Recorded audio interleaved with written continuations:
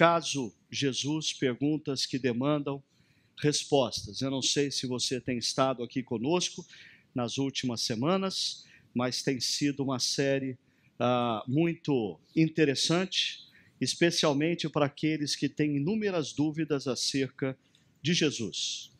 Nós procuramos, nas últimas 3 semanas, basicamente, responder 3 perguntas. Primeira delas, afinal de contas, quem era Jesus?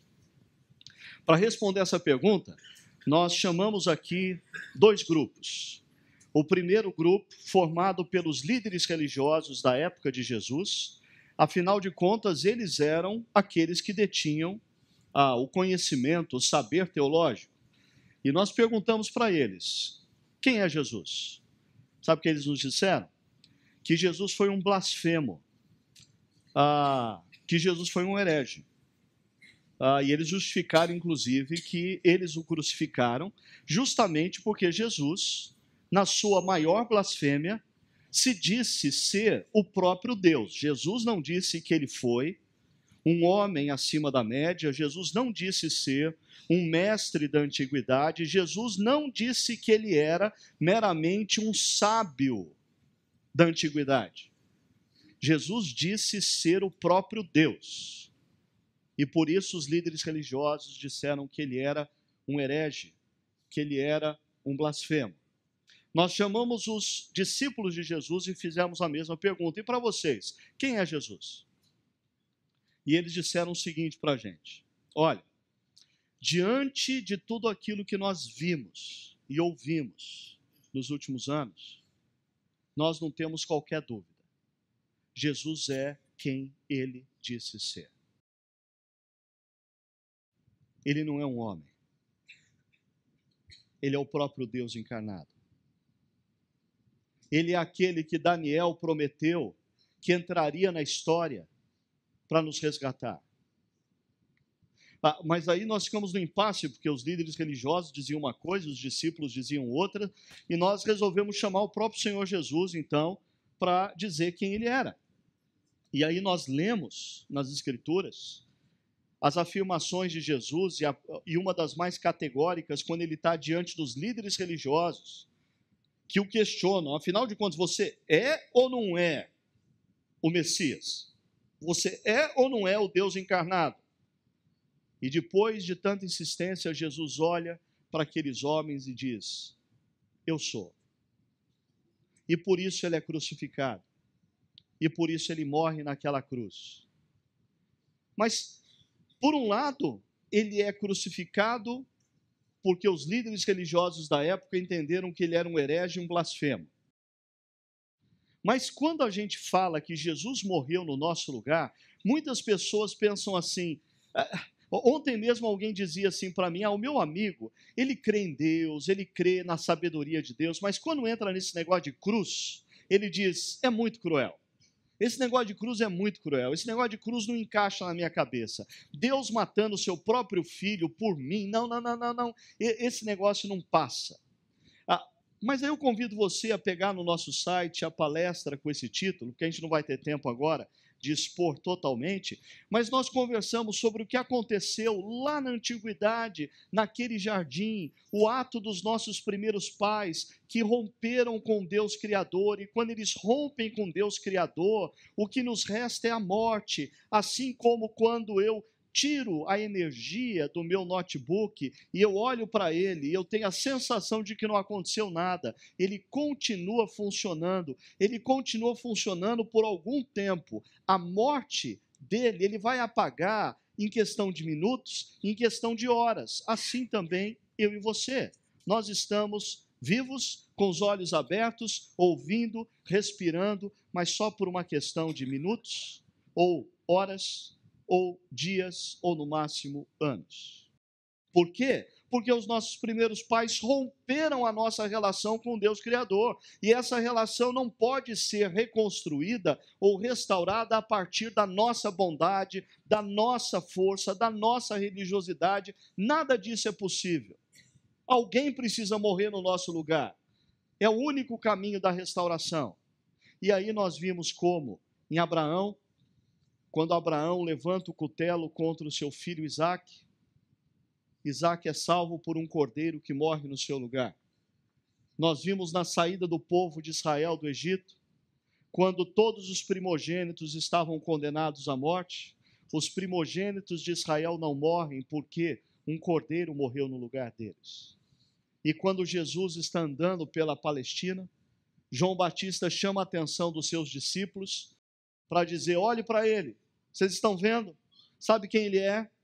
Eu vou dizer, ele é o cordeiro que Deus nos deu para morrer no nosso lugar. E é isso que acontece naquela cruz. E a prova de que esse sacrifício de Jesus por nós foi plenamente aceito é que no terceiro dia ele ressuscita. E aí nós conversamos domingo passado sobre essa terceira pergunta. Existem evidências da sua ressurreição? A ressurreição de Cristo foi um fato ou é um mito? Um mito que tem influenciado e enganado pessoas por 2000 anos. Existem 4 grandes teorias acerca da ressurreição de Cristo. Primeira teoria, teoria da conspiração. Os discípulos roubaram o corpo de Cristo e criaram uma grande mentira. Qual é o grande problema dessa teoria? Como que um bando de homens covardes, que na quinta-feira à noite saem correndo e abandonam o seu mestre, no sábado se tornam homens corajosos, estratégicos, a ponto de vencer guardas, rolar uma pedra, roubar um corpo, correndo riscos de serem identificados com aquele que foi morto por ser um herege, como que homens covardes, em cerca de 48 horas, se tornam os homens mais corajosos da sua época. Segunda teoria diz que não. Jesus não ressuscitou, foi uma alucinação. É a teoria da alucinação. Qual é o grande problema dessa teoria? Alucinações, elas pressupõem expectativas. Pessoas costumam ter alucinação a partir de coisas que elas pressupõem que vão acabar enxergando uma hora.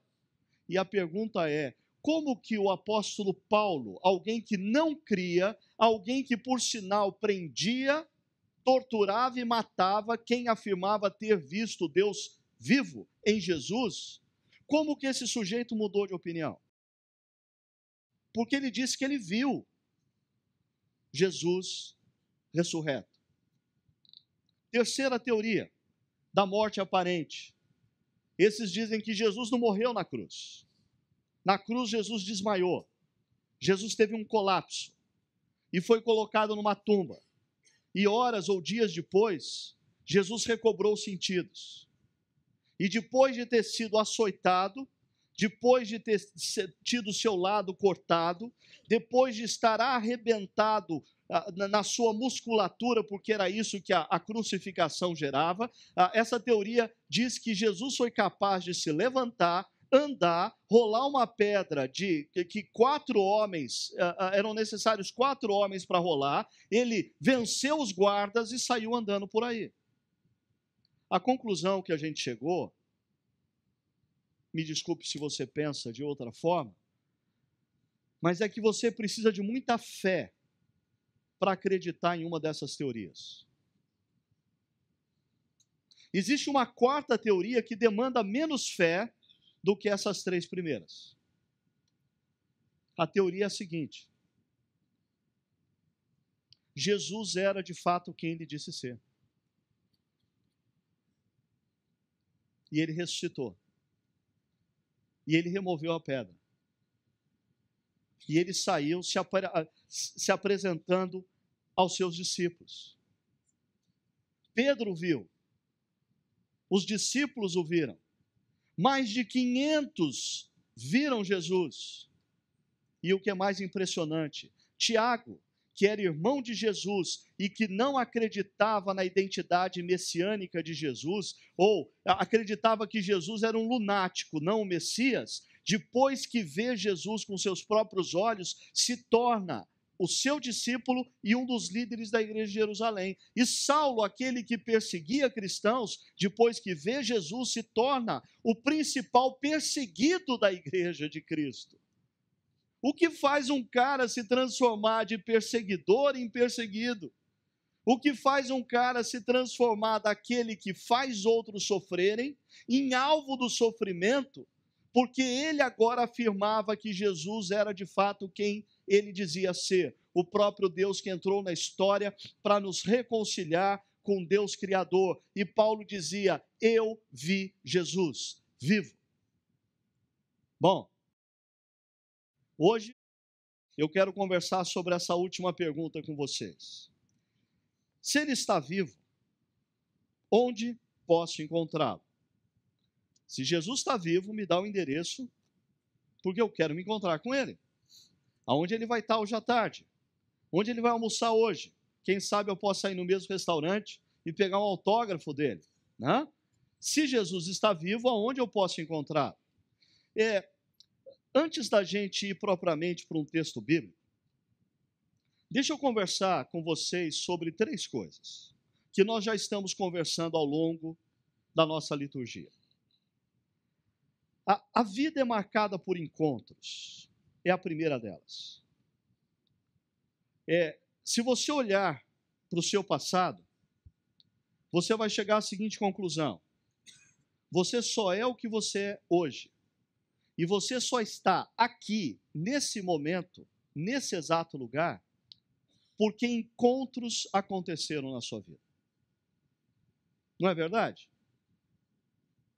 O interessante é que os encontros, no primeiro momento, eles são aparentemente ordinários. Ou seja, não existe nada de extraordinário nos encontros. Segundo, os encontros são aparentemente casuais.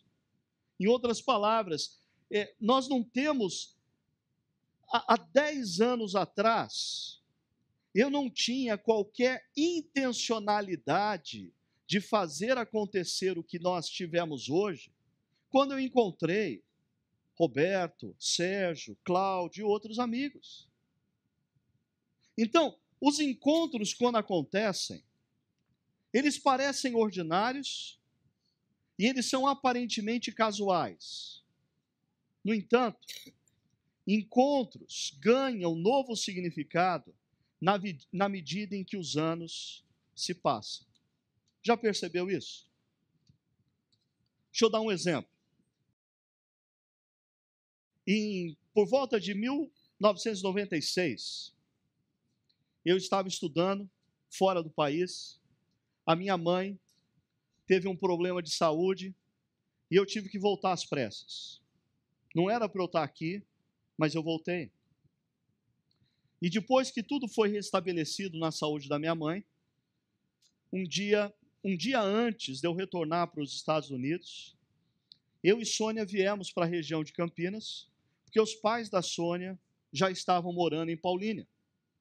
E eu fui visitar meu sogro, minha sogra, e num determinado momento eu disse para a Sônia: olha, passa a tarde aí com a sua mãe, mata a saudade, bate um papo com ela, e eu vou dar um pulo até o Seminário Presbiteriano do Sul, porque tem um amigo meu que está dando aula lá, eu queria rever esse amigo, ver como é que ele está. E foi o que eu fiz. Aí eu subi na sala desse meu amigo, que era no último andar do prédio, e eu estou conversando com ele. Casualmente, de maneira ordinária, naquele exato instante, o diretor daquela escola resolve que tem que falar alguma coisa com o meu amigo e sobe até a sala do meu amigo. Se o diretor não subisse a sala do meu amigo, naqueles exatos 30 minutos, aquele diretor nunca teria me visto por ali, nunca teria sabido que eu estava no Brasil naquela ocasião. Mas ele subiu naquele instante, encontrou comigo na sala do amigo, disse: o que você está fazendo aqui? Eu expliquei para ele. Ele disse: como é que vai lá os seus estudos? Eu falei: eu vou terminar no final do ano. E ele falou: quais são os seus planos? Eu não tenho planos ainda. E ele disse: por que você não volta para dar aula aqui? aquele encontro aparentemente casual e ordinário mudou a minha vida, porque eu nunca planejei morar em Campinas. Mudou a vida de muitos aqui. Eu ousaria dizer, mudou a história até mesmo de igrejas da cidade de Campinas. Um encontro casual e ordinário. Quando eu volto em 97, um outro encontro casual e ordinário. Eu estou dando aula e um dia uma professora me para no meio do corredor, uma tal de Ana Maria. E ela se apresenta e ela diz assim: Ô Ricardo, muito prazer, eu ouvi falar de você, que você está dando aula por aqui, sabe o que é? Lá na minha casa a gente já teve algumas tentativas de um grupo de estudo, aí eu queria muito retomar isso, e eu ouvi falar que você gosta de lecionar e dar estudo bíblico para pessoas, discipular, você não gostaria de retomar esse projeto lá em casa?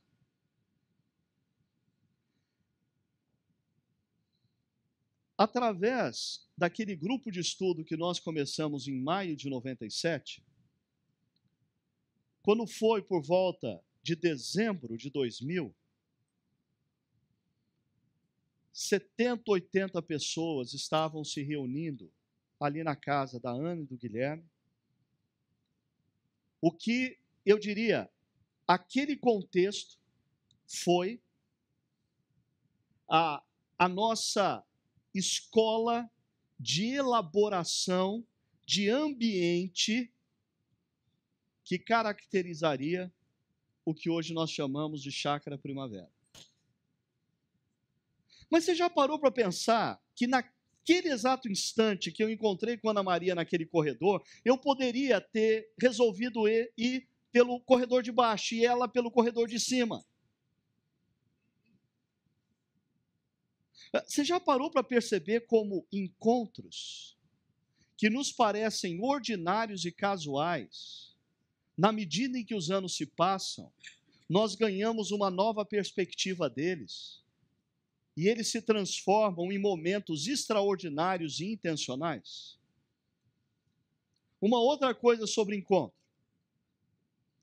Quando nós falamos de encontro com Jesus, porque a pergunta é, se ele está vivo, onde posso encontrá-lo? Eu fiquei incomodado com essa pergunta pelo seguinte: o verbo encontrar pressupõe duas coisas. Aula de análise sintática. Primeiro, pressupõe um sujeito. E o sujeito que encontra, ele não está perdido. Ele está consciente. Porque quem encontra é o que não está perdido. E o verbo encontrar pressupõe um objeto. O objeto é o que está perdido. Quem é encontrado é aquele que está perdido. E a pergunta é, entre eu e Jesus, quem é que está perdido? Entre você e Jesus, quem é que está perdido? Afinal de contas, quem tem que encontrar quem? Então é interessante, algumas pessoas que já são discípulos de Jesus, reconhecidamente, normalmente contam a sua história na primeira pessoa do singular, dizendo, aí eu comecei a estudar a Bíblia, aí eu comecei na igreja, aí eu entendi a salvação, aí eu me rendi a Jesus, aí eu fui batizado, aí eu me tornei um cristão. Desculpa, essa é a sua perspectiva. Porque na perspectiva correta, eu e você, se Jesus não nos encontrar, nós estamos perdidos. A prova disso é que depois da ressurreição, 2 discípulos estão deixando Jerusalém, estão indo para Emaús, eles estão decepcionados, eles estão sem esperança, eles estão perdidos na depressão. E quem está perdido na depressão não tem poder pessoal para reagir. Quem vem ao encontro desses discípulos deprimidos? Jesus. Jesus os encontra. Em João, no finalzinho do Evangelho, nós vemos um grupo de discípulos, dentre eles um homem chamado Pedro, que está consumido pela culpa. Ele negou Jesus 3 vezes. Ele acha que diante do que ele fez, Jesus não tem mais planos para a vida dele. Ele acha que não adianta ele fazer qualquer coisa. Jesus não o quer mais. Por isso ele, diante do mar da Galileia, do mesmo lugar de onde Jesus o tirou, sabe o que ele diz? Olhando para o mar da Galileia, de onde ele foi tirado, ele diz: eu vou pescar. Em outras palavras, eu vou voltar ao que eu era. E sabe o que acontece? Jesus encontra esse sujeito naquela praia e muda a história dele. E aquele zeloso perseguidor, chamado Saulo, que andava pela Palestina e Ásia Menor, prendendo cristãos, torturando cristãos e consentindo na morte de cristãos, porque ele se negava a acreditar que Jesus era de fato quem ele disse ser. Por isso, ele queria acabar com essa raça de cristãos que ficavam espalhando essa grande mentira por aí. De repente, Jesus o encontra no seu ceticismo. Jesus vai ao encontro de Saulo em seu ceticismo. Isso nos ensina o seguinte: quando nós falamos de encontros com Jesus, existem duas perspectivas. O lado A é aquele aonde a história é contada na perspectiva daquele que será encontrado. E aí, normalmente a pessoa olha para a vida e vê a vida como uma sequência de encontros ordinários e casuais. Mas o lado B dessa história, que é o lado de Deus, o lado divino, o lado de Jesus, é que esses encontros aparentemente ordinários e casuais aos nossos olhos, são cenários que Deus está criando nas nossas vidas. Eu não tinha essa percepção no dia em que aquele diretor entrou naquela sala e disse: por que você não vem dar aula aqui? Mas olhando hoje para trás, eu percebo, aquele era um cenário criado por Deus, aquele momento não era ordinário nem casual, era intencional e extraordinário. E quem era o autor daquele cenário? Deus. Quando eu olho para trás, quando eu encontrei com Ana Maria no corredor do seminário, para mim aquele momento era casual, era ordinário. Hoje, quando eu olho para trás, eu percebo, era casual, ordinário para mim. Deus estava ali, fazendo a gente se encontrar, criando aquele cenário. Aquele momento era altamente extraordinário e intencional. O dia que o Clóvis disse para o tio dele: tio, o senhor precisa conhecer essa igreja. E o Roberto veio, e aí ele começou a dizer para alguns amigos: vocês precisam conhecer essa igreja. E essa rede chegou ao Cláudio. E alguém disse, talvez o próprio Sérgio, pai, disse para o Cláudio como seu filho: filho, você precisa conhecer essa igreja. E talvez o dia que o Serginho insistiu com o Cláudio: não, pai, eu quero ir, eu quero ir, eu quero ir. É uma sequência de encontros, aos nossos olhos, no momento, casuais. Pense um pouco nisso. Pense você que hoje é pai. Olha só que interessante. E você veio não porque você queria, mas porque o seu filho te perturbou até o último minuto, e aí você teve que trazê-lo, e aí você resolveu entrar e sentar. Todas essas situações nos parecem, no momento, casuais e ordinárias. De repente, com o tempo, a gente descobre que elas eram extraordinárias e altamente intencionais da parte de Deus. Deixa eu dar um exemplo para vocês de como isso acontece na Bíblia. E falar do encontro de dois homens. Um alto oficial do governo da Etiópia e um discípulo de Jesus chamado Filipe. Deixa eu mostrar a história para vocês na perspectiva A, do alto funcionário do governo da Etiópia. Ele conta a história assim: eu, um importante oficial, encarregado de todos os tesouros de Candace, rainha dos etíopes. Candace não era o nome da rainha, Candace era um título da rainha, assim como César era um título do imperador romano. Viera a Jerusalém para adorar a Deus e de volta para casa, sentado em minha carruagem BMW, lia no meu iPad o livro do profeta Isaías. E ele lia em voz alta. Ele foi levado como ovelha para o matadouro, e como cordeiro mudo diante do tosquiador, ele não abriu a sua boca. Em sua humilhação foi privado de justiça.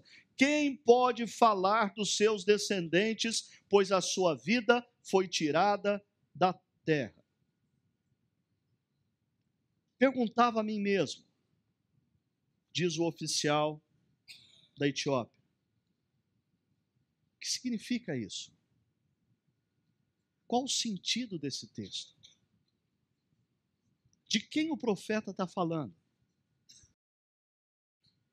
Enquanto eu pensava e refletia com meu iPad aberto, lendo e relendo esse texto, um estranho se aproximou pela janela. Não era assalto.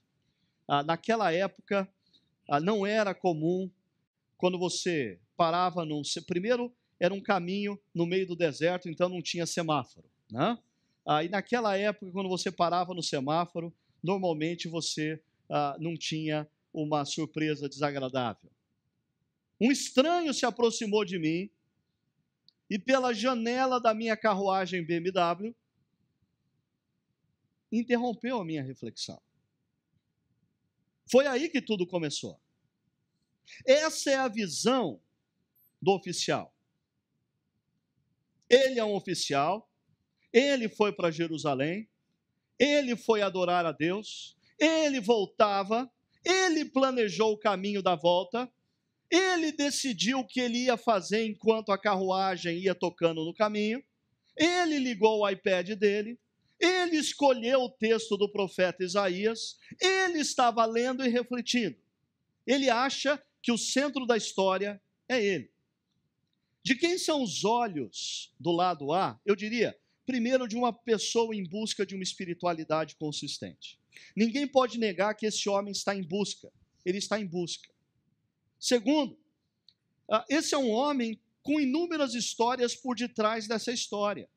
Nós não conhecemos as histórias por detrás da história dele, mas como todos nós, esse homem que está lendo o profeta Isaías tem histórias. Talvez ele está lá nos intervalos da sua reflexão do profeta Isaías, pensando como eu vou resolver a situação do meu casamento, porque o meu casamento está em crise. Ou talvez ele esteja pensando, ai meu Deus, eu vou voltar para a Etiópia, e eu fiquei sabendo que saiu na Folha da Etiópia, ontem pela manhã, um escândalo financeiro, e citaram o meu nome, e como que eu vou sair dessa? Ou talvez ele na carruagem, entre uma leitura e outra, está pensando como que eu vou resolver o problema do meu filho, que está tão distante, está tão inacessível, eu tento chegar no coração dele, ele não reage, como que eu... Aquele homem, ele passava pelos mesmos problemas que nós passamos. O interessante é que nós nunca temos a percepção de que aqueles que nos cercam veem a nossa face, aqueles que nos cercam veem o nosso exterior. Para aqueles que nos cercam, nós podemos até enganar dizendo que estamos bem ou estamos mal. No entanto, o Deus que monta os cenários das nossas vidas, o Deus que nos coloca em determinadas situações, Ele nos coloca porque Ele sabe exatamente o que nós estamos passando. Deus monta cenários na nossa vida que nos desafiam muitas vezes, que nos intrigam a mexermos em áreas pendentes da nossa história.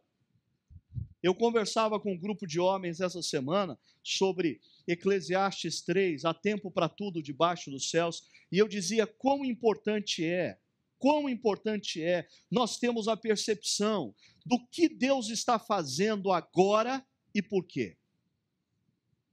Porque muitas vezes nós enfrentamos situações na vida e nós começamos a orar para que Deus mude a situação. Nós enfrentamos situações na vida e nós começamos a fazer força para que essa situação seja alterada. Nós enfrentamos situações na vida e a gente acha que são as pessoas que têm que mudar para a situação mudar. Nós nunca paramos para pensar que por detrás daquela situação existe uma agenda de Deus querendo mudar a nós. Esse sujeito é um indivíduo que pensa ser o agente ativo da sua história. Ele pensa que ele determinou naquele dia ir para Jerusalém, naquele dia voltar de Jerusalém, naquele dia seguir aquele caminho. Ele determinou fazer o que ele está fazendo. Ele pensa que é assim. Ele não consegue perceber, pelo menos no momento, que Deus estava criando um cenário que parecia ordinário e casual, mas que 2000 anos depois pessoas iriam ler a história e perceber que era um cenário extraordinário e altamente intencional da parte de Deus. Dá uma olhada na primeira parte do testemunho de um skatista muito famoso chamado Brian Sumner, sobre o primeiro momento da vida dele e como ele também achava estar no centro de todas as coisas. Perceba como ele fala o tempo todo na primeira pessoa do singular, eu, e Deus vai afunilando a vida dele, mas ele não tem consciência de que Deus está colocando ele num funil para ter um encontro que não vai ser casual nem ordinário. Dá uma olhada. I tell people there's a lot of times in my life that I fell in love, but I definitely fell in love with skating. I mean, it defined me. Looking at the side of a skateboard and the plywood with the trucks and bullet wheels, the way the bearings rotated, I just knew. I just was like, this is it. Kids in school would say, if you had to throw one thing off a bridge, would it be a girlfriend or would it be a skateboard? And I'd be like, she'd be swimming. As a schoolboy, I got into a lot of fights. I didn't have a clue what life was about, especially growing up in Liverpool. I mean, it's a rough place. You get into a lot of fights. You deal with everything with your fists. You'll never walk alone. That's the famous song from there. It's a football song, You Will Never Walk Alone. But I guess at 13, at 15, I did feel like I walked alone. I did feel like I was separate from anyone. I just existed. And then skating just woke that up inside of me. That became the idol for me.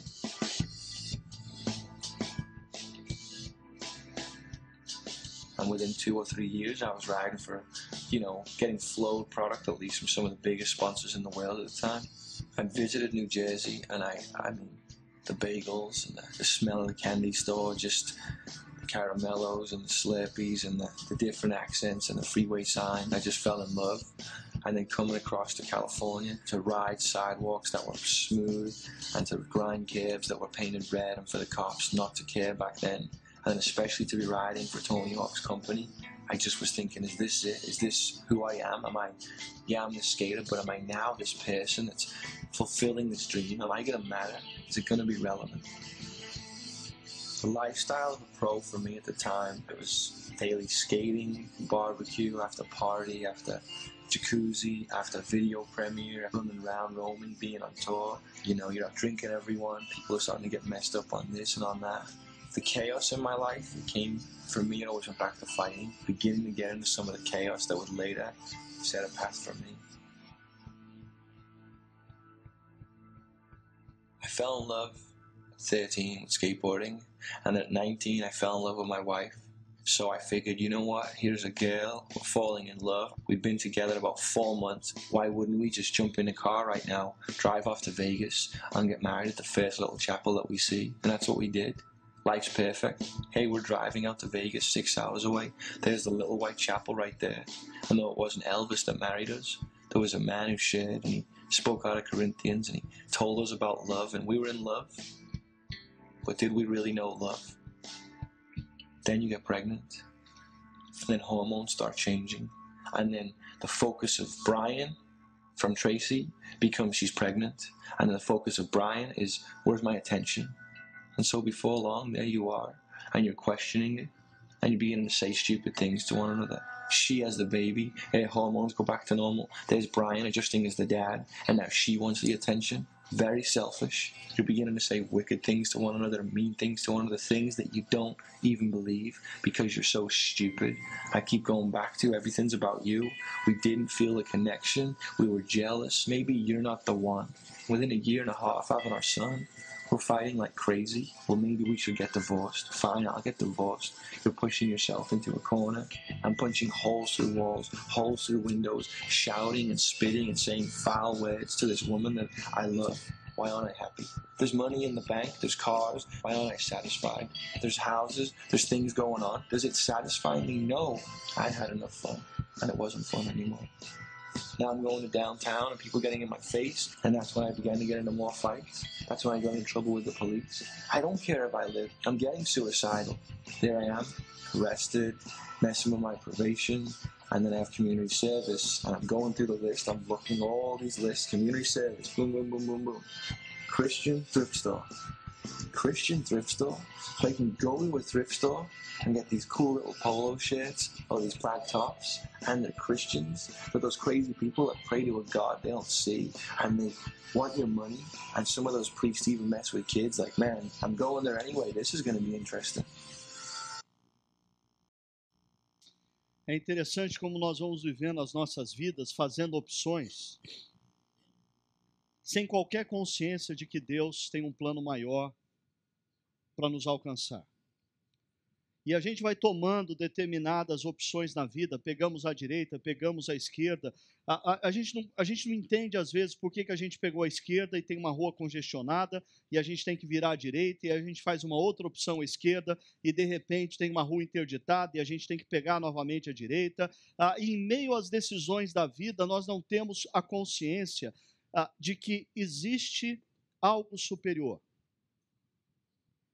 Um Deus que está em busca de nós.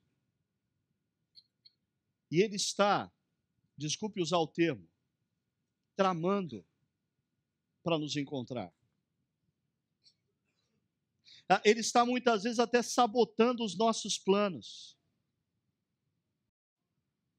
Porque Ele quer, num dos cruzamentos da vida, nos encontrar. Porque Ele sabe que a gente precisa desse encontro. Nós achamos que nós estamos conscientes do que fazer da vida, mas aos olhos de Deus nós estamos perdidos e Ele quer nos achar. Assim, olha o que acontece na outra perspectiva da mesma história, o lado B.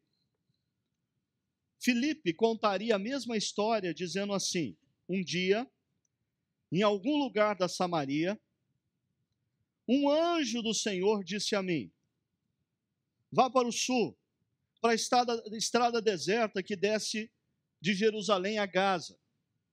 Eu até questionei, por que eu vou para essa estrada se está deserta? Que história é essa? Tem tanta coisa para fazer em Samaria, por que ir para a estrada deserta que desce de Jerusalém a Gaza? Mas o anjo disse: obedeça. E chegando no local, o Espírito disse a mim: está vendo essa carruagem que está acabando de passar aqui? Aproxime-se dessa carruagem e acompanhe. Dentro da carruagem tem um homem que acha que ele é o agente da sua história. Do lado de fora da carruagem tem um Deus se movendo e criando o cenário para o encontro. Então, diz Filipe, corri para a carruagem e ouvi o homem lendo o profeta Isaías. Ele foi levado como ovelha para o matadouro e como cordeiro mudo diante do tosqueador, ele não abriu a sua boca. Em sua humilhação, foi privado de justiça. Quem pode falar dos seus descendentes? Pois a sua vida foi tirada da terra.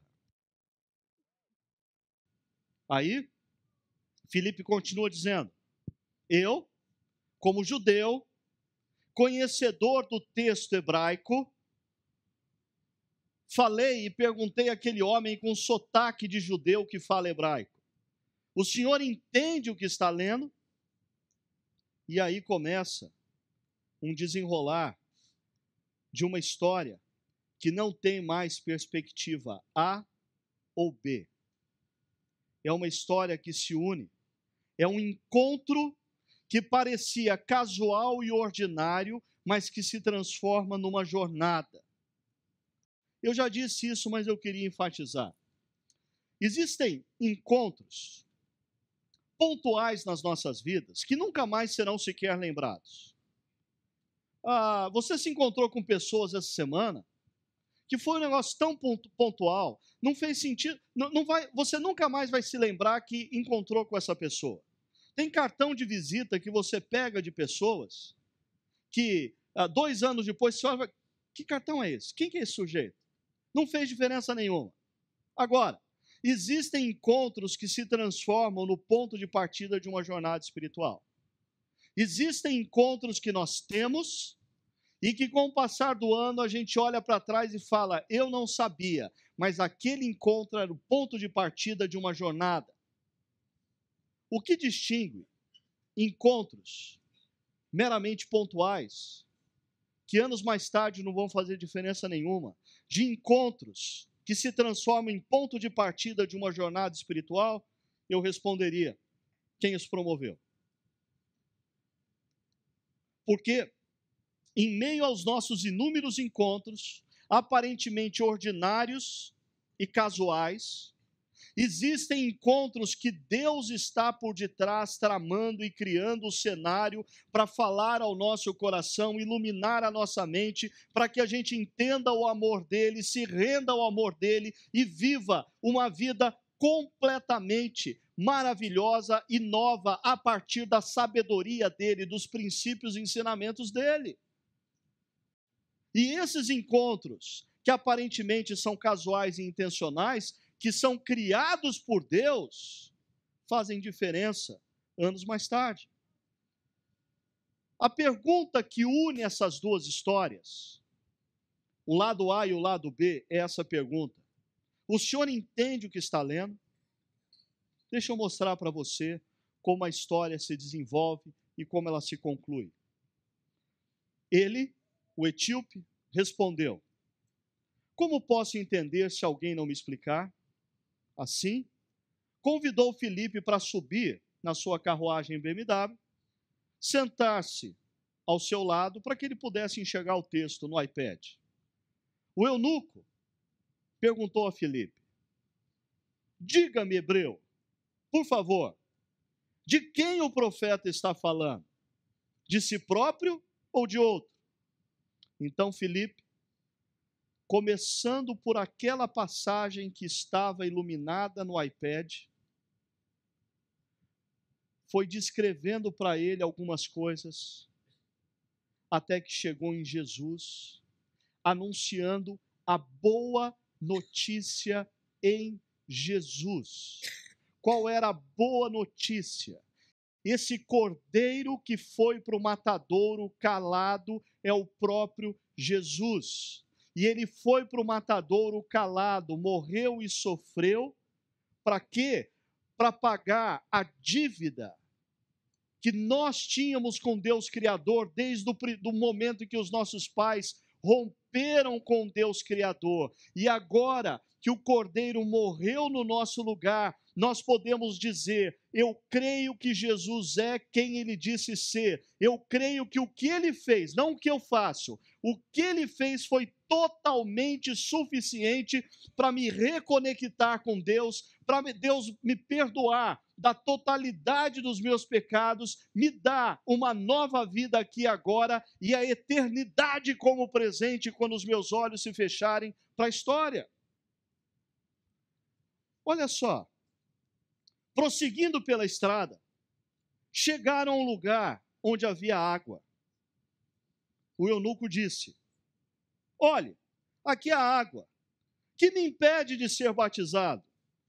Filipe respondeu: você não fez ainda a classe de primeiros passos.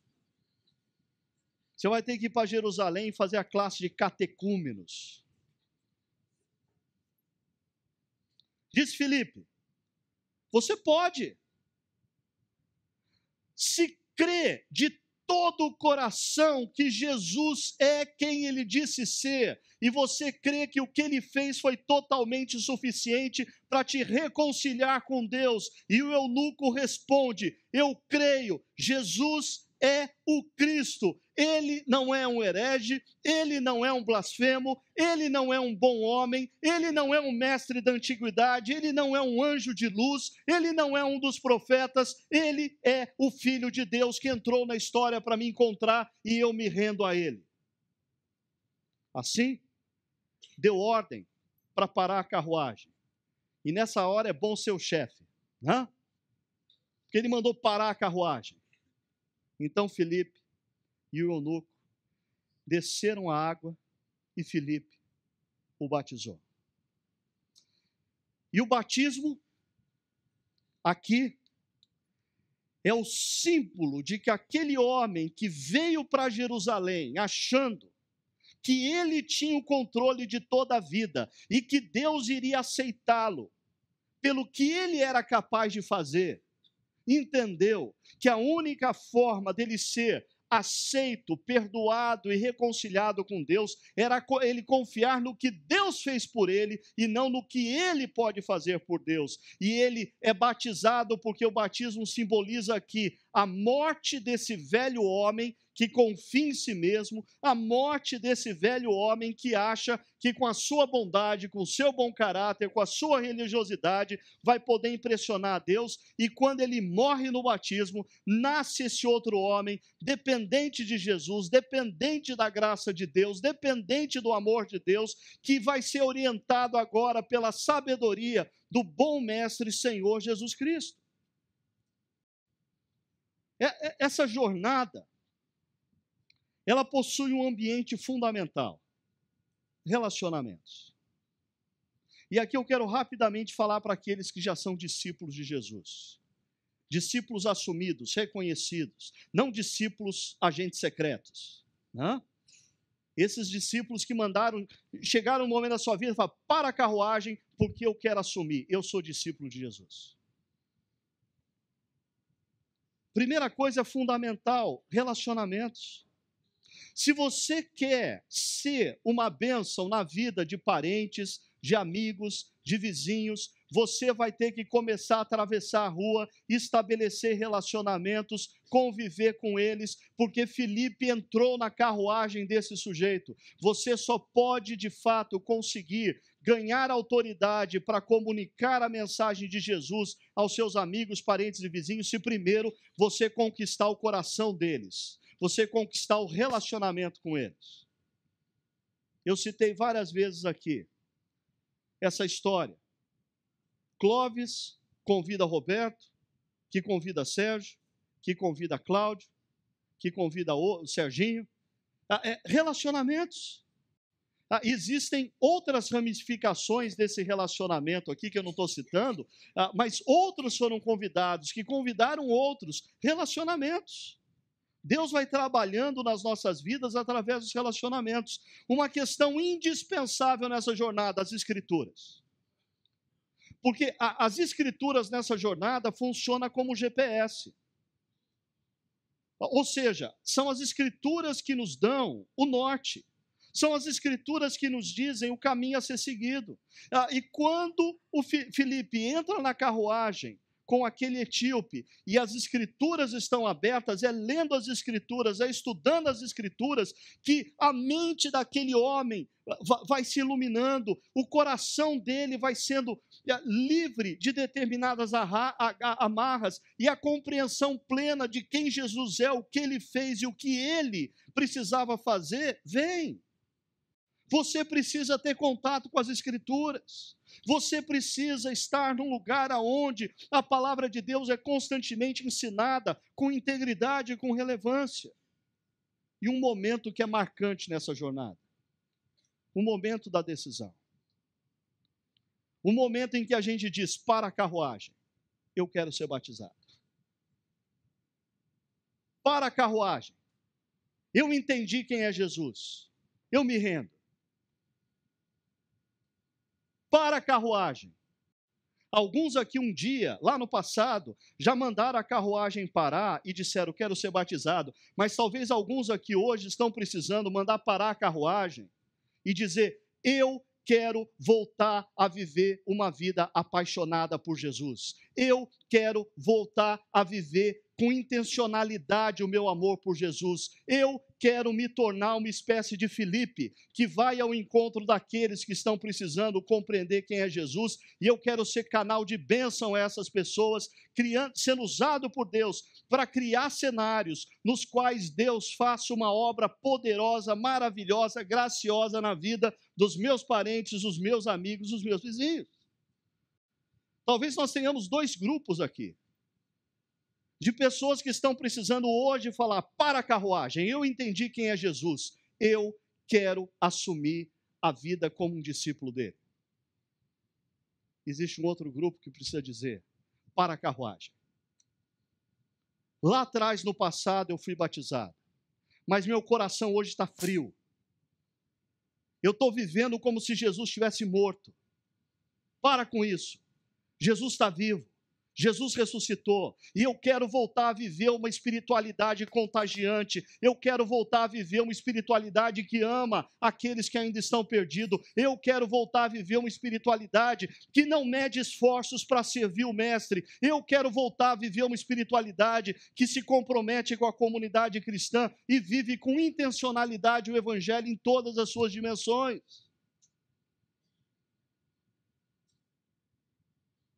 Enquanto você pensa um pouco sobre o que essa mensagem significa para você, eu vou convidar você para assistir a segunda parte da história daquele skatista Brian Sumner. E quero convidar você a perceber como, de repente, ele entra num cenário que ele acha que ele está no controle, porque quando ele vê lá no catálogo dos lugares que ele tinha que prestar serviço comunitário, ele vê um bazar cristão, ele diz, eu vou lá, vai ser interessante, eu vou ter muita piada para contar, vai ser muito engraçado ver aqueles crentes. Ele acha que ele está no controle. Perceba o que acontece. Perceba a centralidade das Escrituras na experiência dele. Como através das Escrituras, a mente dele é iluminada e o coração dele é liberto. Perceba como existe um momento de decisão. E enquanto você assiste essa segunda parte, eu quero convidar os nossos músicos para virem aqui à frente.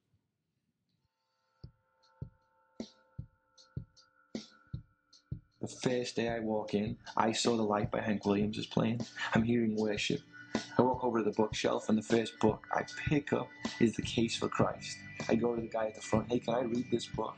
And I remember just saying, you know what, God, whoever you are, I'm going to prove that you're not real. And in that Christian thrift store, as funny as it sounds, you'd get extra credit by going to the church on a Wednesday and cooking fries for all the people and helping out. So there's Brian, who's going into the church, hearing the messages, hearing sermons on tithing and thinking, really? Reading the Bible, beginning to see that this God in the Bible wants to have a relationship with me, that there's some kind of answer being formed here. I realized that as I was trying to prove God wasn't real, through His scripture, He was speaking to me. I wanted it to be filled. I wanted to meet. I wanted to know, is this Jesus alive? Is He who I can't see going to change my life? Is He really who He says He is? Through reading the scripture, through getting to know what the Bible says, I realized this. I realized that the world changed when a man called Jesus Christ lived. Now I'm beginning to see that you do have a plan, a will for my life, and you do want me to be married to this woman, and you do have the answer to everything. And through that process, I got to a place where I said, but God, I've never met you, and I won't follow something that's fake. I need to meet you. And I cried out and said, forgive me of my sin. Jesus, I believe in your name. I've prayed the sinner's prayer, but I've never met you, and I need to. And as I cried out to God that night, I felt in an instant the craziest thing I could ever say in life. I felt the presence of God enter that room, and in one instant it was like sitting here right now, the lights go on. That was it. I can't believe this is real. Beginning to cry. I can't believe this is real. I can't believe people don't know this is real. Instantly, I've got to tell people. I've got to share. And I began to pray and cry out to God. And this was worship. Jesus Christ showed up that night and changed my life. It's transformed everything about me. And today, I'm remarried to that woman. My son's 9. My baby girl is 2.5. And she's at home today, pregnant with our 3rd child. It isn't the same. There's nothing that has me. I go around the world sharing the gospel. There is an angry Brian. I love on people, or suicidal Brian, or divorced Brian. I'm a deacon at the church. I go places preaching because Jesus Christ made himself known to me that night, and he forgave my sin. Am I still angry? That is a crazy question. I'm not angry. I am by no means the same person. Put it in perspective, I'm really second. And Christ is first. His word is first. His love is first. His blood is first. And now for me, I'm second. And I enjoy it. That's who I'm meant to be. I'm meant to be second.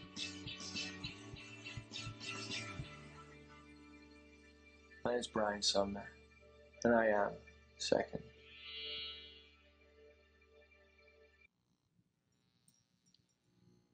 Se Jesus está vivo, onde você pode encontrá-lo? A resposta é exatamente no lugar aonde você se encontra na sua vida agora. Eu não estou falando desse espaço físico. Eu estou falando do seu momento na sua história. Você pode encontrar Jesus no seu momento de vida agora. Sabe por quê? Ele tem criado cenários para te encontrar. Alguns ele tem tido muito trabalho,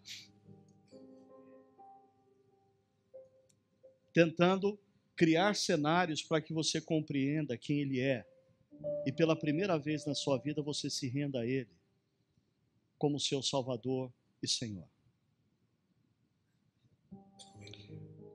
Outros já fizeram isso, mas ele continua criando cenários. Criando cenários porque ele quer você vivendo como discípulo dele, mas com uma espiritualidade viva, contagiante. E ele cria cenários para voltar a falar ao seu coração.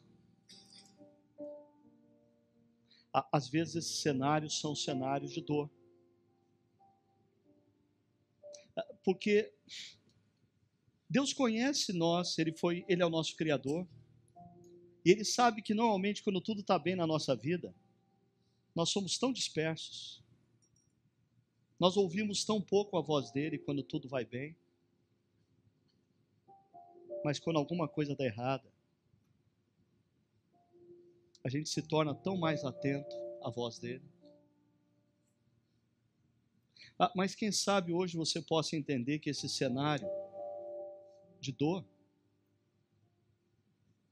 por incrível que possa parecer, é um cenário através do qual Deus está manifestando o grande interesse e amor que Ele tem por você. Que tal você fechar os seus olhos e ganhar a percepção da presença de Jesus aqui, agora, te convidando a um encontro, ou quem sabe, um reencontro.